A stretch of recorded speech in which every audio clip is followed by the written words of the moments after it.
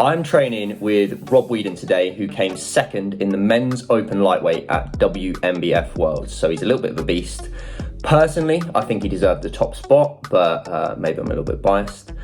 Just showing you what I'm eating before my journey down there. I've got a 2-hour drive, so I might eat again just before I train. I've got some bacon rolls, I've got some tomatoes, mushrooms, a kiwi, which I do eat with the skin on. And then we've got the vitamins, so we've got omegas, vitamin C, zinc and vitamin D, and some water. So I will check in with you when I meet up with Rob.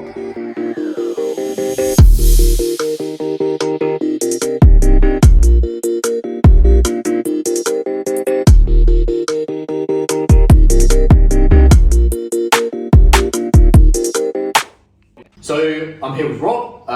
We're going to be training upper today. I thought you were going to be training lower, but you're training a completely different plan. Yeah. Typical bodybuilders. I'm not doing his plan, he's not doing my plan.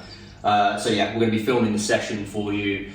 There's going to be a Q&A, which will probably drop throughout the video, and then we'll do a little bit of posing at the end. Yeah, I don't really want to stand next to this guy. I know all the good lighting. I know we're on no, it's good lighting. A lot of time you can give me all the tips as well. I understand you over there in shit lighting. You're in a good place. Yeah, so let's get into it. So we've got a few questions to ask each other, which hopefully people might find interesting. So I'll go first. Why did you get into bodybuilding?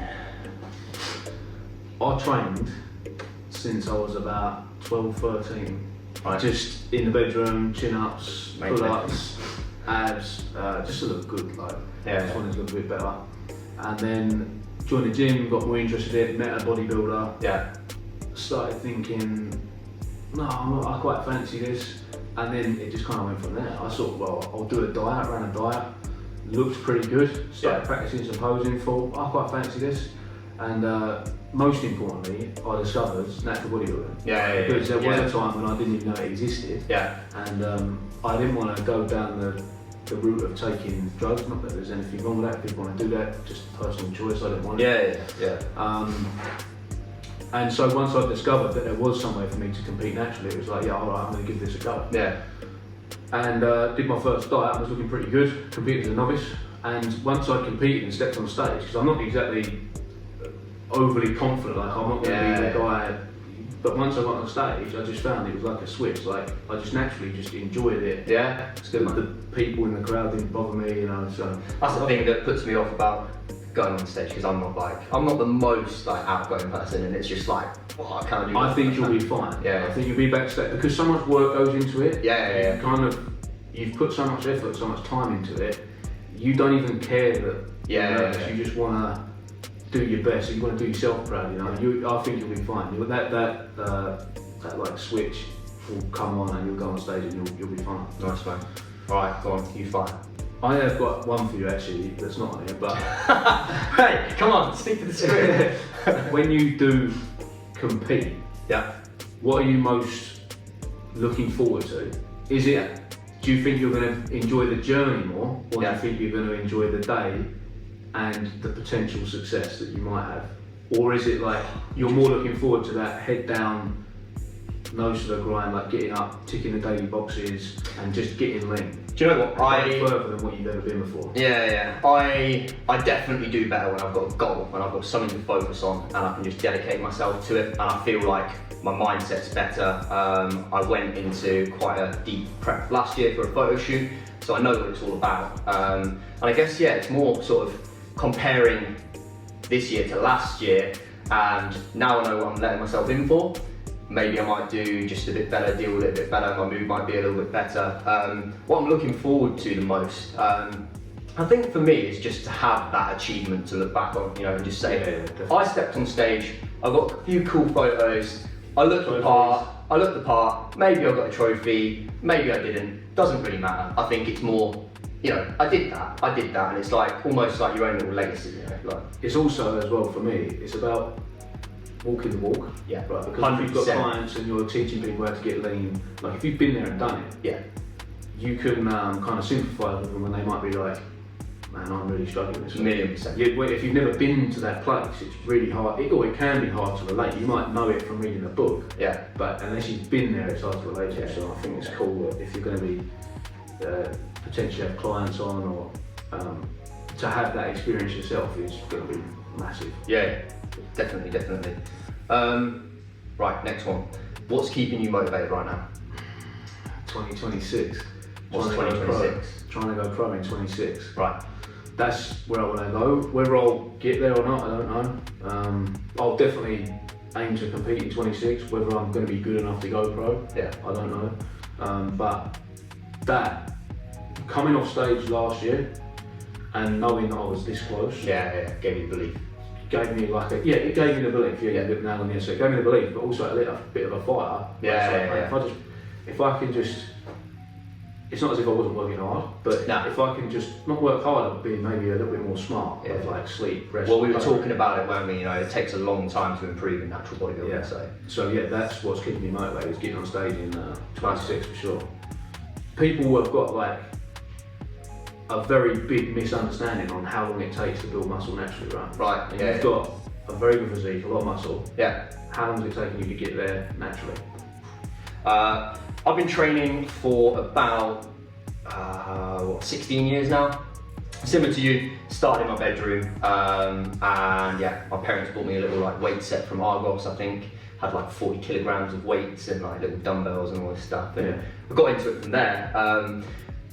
You know, as probably the same as you weren't training like the best for probably the first 6, 7, 8 years of like your training career. I was about 26. Exactly, yeah. So yeah, I would probably say the same, you know. I'm 30 now, probably started training properly when I was about 24, so the last 6 years is where I've really knuckled down. But yeah, So that's 16 years. Yeah, that's good, because you've got two guys sat here, relatively good physiques for natural competitors, who can both say similar things, and Yeah. obviously they're both coached by Steve, and he would say exactly the same thing as well. But Yeah. I get it so much with like clients or just people in general, are like, oh, you know, I've been training for a year, and they want to look like you or like me. Yeah, 100%. And it's just not, so it's good to hear from people like yourself that have put in Yeah. 15, 16 years worth of graft. Yeah, and still don't look like the biggest guy. And still don't like the next one I look like, and you probably never will. Just No, because exactly, we've got yeah. certain genetic traits that don't allow us to get there. Yeah. That's cool. My turn. So, what's your training split? Training split at the minute is 4 days a week, and it's just upper lower, upper lower. So I train upper Monday, lower Tuesday, I rest Wednesdays, and then I train upper Thursday, lower Friday, and I've pretty much trained like that my whole time. Yeah. I've tried to put in a 5th session just to spread the volume out and also improve or increase frequency. Yeah. But obviously I've got kids, Yeah. partner, full-time job. Like putting that 5th session in, the stress of it, and Yeah. trying to like fulfill my commitments, it's impossible. So keeping that 4 days just works really well. It allows me to hit my frequency. I can get all the volume in. The sessions are a little bit longer. Yeah. But it just works. I think there's a big part about like optimality there, isn't it? Like everybody's banging on about what's optimal, and usually the people that are preaching the optimal thing is like they've got all the time in the world, they probably do it as a job, they can go 6 times a week, everything's on point. Like for the average person who's got work commitments, side hustles, family, kids, it's what's optimal for you to be able to get what you can out of work commitments, side hustles, family, kids. It's what's optimal for you to be able to get what you can out of, or get the most out of the time you've got available, right? Absolutely, you can program like optimally. It may be optimal for muscle growth to program like a 6-day split. Yeah. But it's not very optimal if you can only train 3 times a week. No, because you're essentially missing, you are missing half of the workout. Yeah. So I always worry about committing to like a 6-day split because I'm like, I like to go away and do things at the weekends and that, and then I'm like, well, that's going to ruin that, and then I'm going to need to chase, and like, it's just like, for me, that isn't. I've never trained at weekends unless it's like like today, for example. Yeah. Oh, this is a good one. So there's loads of influencers online. Yeah.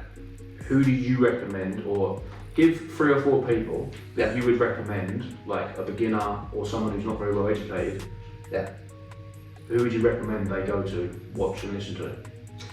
For me, right, I think some of the best guys out there that aren't like specialist sort of on the bodybuilding side of things, I've got a bunch of names there, but people that sort of break the information down and make it quite accessible and talk quite generally about diet and things like that.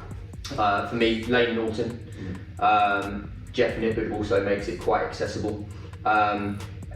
Eric Helms to an extent, but he does get quite sciencey sometimes. And then probably our coach as well, Steve Hall from Revive Stronger. He is obviously a very well equipped bodybuilder himself, but I think a lot of the stuff he puts out is kind of, it's not like stamping on anything, bashing anyone or anything like that. It's just sort of common sense stuff that's like, just apply these things and you might see some better results. So, and I think that's the thing. If anyone is like bashing a message out that's like, this is the way to do it, I would generally question that, because usually it's not, there's not just one way to do it, right? It's what works for you usually. Comes back to that thing of what's optimal, but what's optimal for you. Right? Exactly. That's cool. The only other one I'd mention is Dr. Mike. Oh, of course. Yeah. Oh, yeah. 1,000,000%. Sorry. Quite a lot. Mike Israel. Yeah. I'd recommend. Oh, I do recommend. Like even my clients, like if they want a little bit further education, there's so much content there. Yeah. To be fair, I learned probably 70% of what I know from all, sitting and listening to like all of his lectures and stuff. So yeah. What was your biggest mistake in your last prep? I wouldn't say it was a mistake. I would say it's something that is just part of my life that I have to take into consideration when I am prepping or dieting or even training, even in the massive phase, which is just lack of sleep. Yeah. Lack of sleep, sometimes high amounts of stress, huge workload. Like ideally I would be getting like 8 to 9 hours sleep a night, but I work shift work. Like I have to get up in the morning, take the kids to school, even though I've been working late. My window for actually getting sleep in is quite narrow. It's something I've been over with Steve, and I've tried to increase it. So I wouldn't say it was a mistake. It was more like something that I knew wasn't great, but it's kind of like I did my best job that I possibly could with it. Like as a mistake, like something I did and thought that was stupid, I shouldn't have done that. I honestly, I'm not just saying, I can't think of anything, because I started to prep off with a little bit of a niggle, like in the lower back, and I didn't aggravate that. We trained smart, but then that's part of the benefit of having like a good coach behind you, right? 100%, so they can help manage all of that. So I wouldn't say I made any mistakes.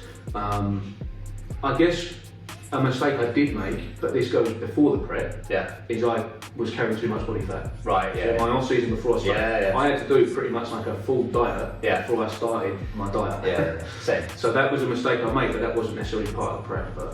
But actually during the prep, I can honestly say there wasn't a mistake made as such. I think it was managed quite well. It was just really the recovery wasn't the best, but I couldn't change that. That's just my lifestyle. So what I want to know is, because I've obviously been a coach myself, I've been coached by other coaches, I'm being coached. Body 365. Explain to me a little bit more what it is. So, obviously you probably came across this issue yourself. You, as a natural trainer, you have this huge surge of like the beginner gains, right? And then eventually it starts to taper off. So, but you still almost feel like you should be getting those beginner gains, and you chase them and you push harder and harder and harder. And for me, I just kept getting injuries, niggles, and I was just stuck plateaued in this same space. And it wasn't actually until I started looking at some of the Dr. Mike Israel stuff about maintenance phases and deloads, your maximum recoverable volume, so the amount in a week that you can actually recover from. I just thought smash sets, do loads. And Body 365 came about just because I kept getting injured, and I needed to look at sort of periodizing my training across a full year and having these sort of parts where I push hard and then these lower intensity parts that allow me to just recover, and then I could go again, And it's sort of it goes against the norm of like these 12-week transformation plans, like you can do everything and blah blah blah blah, but it's like, it's all well and good, but what do you do at the end of that, right? you go back, you revert to your old ways, you're back where you started, and most people then just sort of do this all the time. Whereas if you want to make progress, you need to look wider across a year, and it allows me as well to, you know, have those holidays, have those bits of time off, and have those pockets where I'm not as much, like not feeling as stressed about going to the gym, because I'm like, oh, not banging on the door every day thinking, oh, like, I've got this hard session to do. Sounds to me like it's a bit more of a realistic approach. Exactly. May not be sexy. Exactly. May not be what people And this is the problem. It's the reality. Of trying to sell that to somebody is a big problem. And they're like, oh, I want to hit stage next year, and you're like, yeah, you need to put some muscle on first. Yeah. When you gain that muscle, we're going to have some fat. We need to dry that off. It takes time. Yeah. So, and it's almost like rather than like zooming in on like a 12-week meso or something like that, exactly, or a 12-week diet. It's kind of like zooming out and saying, right, let's look at a broader, what we're going to do for 100%. So you get with the plan, you get 3 bulking blocks and a fat loss block as well, and then there's some maintenance phases in there as well. So it's kind of like just sort of, they're not huge long maintenance phases, but you know, some 3-week periods where you just get a bit of time off, bit of time to just, you know, recoup yourself, recover, and then you can smash the next bulking phase. And that's how I've trained for the last 3-4 years. And you know, honestly, my physique has skyrocketed in the last, like, in that period of time. So that's cool. Yeah, we'll do one more each.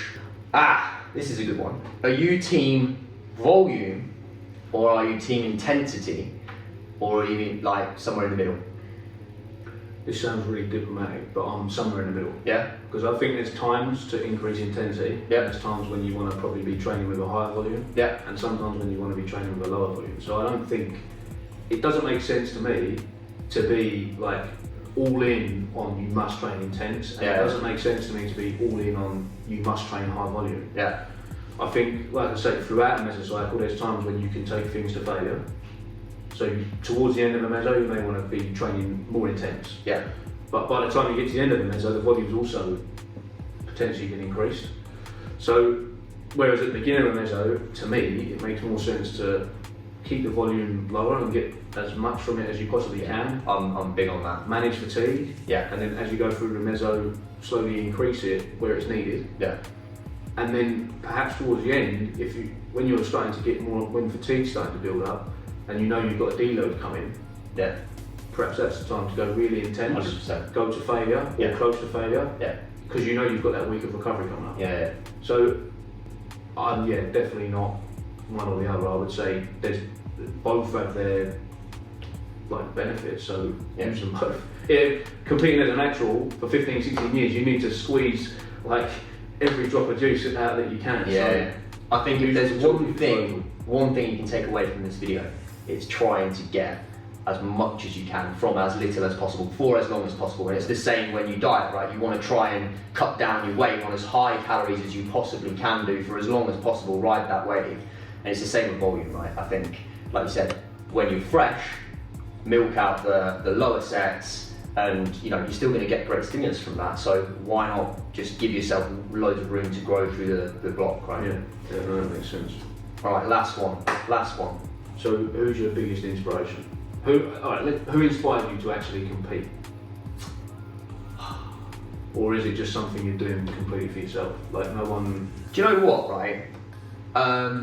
It's kind of like people like you know, like, because I can relate to people like you that are busy, you know, lots going on, but still manage to be dedicated and just go for it. And I think joining Revive Stronger and sort of meeting that community when we came down to London that time, and like everyone's there, we're all sort of just like on the same wavelength. On the same wavelength, doing our thing.